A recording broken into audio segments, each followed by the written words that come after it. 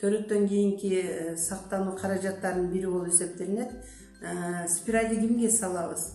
Эгерде сиздин жатыныңызда сезгенүү жок болсо, таза болсоңуз салса болот. А эмне үчүн элдердин арасында төрө элекке, төрөгөнгө спираль салганга болбойт деп баштады? Себеби дегенде көбүнчө аялдар төрөгөндөн кийин сезгенүүсү болот. Ошону дарылабай жүрө беришет.